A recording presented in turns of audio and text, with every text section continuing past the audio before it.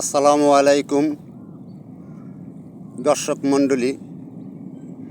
সুজলা সুফলা শস্য শ্যামলা আমাদের এই বাংলাদেশ, ষড়ঋতুর দেশ বাংলাদেশ। গ্রীষ্ম, বর্ষা, শরৎ, হেমন্ত, শীত ও বসন্ত। এখন বর্ষাকাল। আপনারা দেখতে পাচ্ছেন বর্ষাকালে গ্রাম বাংলার একটি চিত্র। গ্রামের বিলে জিলে ফুটে থাকে অসংখ্য অসংখ্য শাপলা।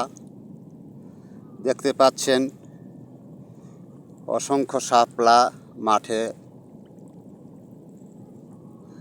অপরূপ দৃশ্য, চমৎকার। শুধু শাপলা আর শাপলা। গ্রামগুলো যেন পানিতে ভেসে আসে। বর্ষার মৌসুমে একটানা বৃষ্টি ঝরে, কখনো থেমে থেমে, কখনো মুষলধারে। নদী নালা পানিতে টইটম্বুর হয়ে যায়। গ্রামের মাঠের ফসলগুলো পানিতে ভাসে, বাতাসে দোল খায়।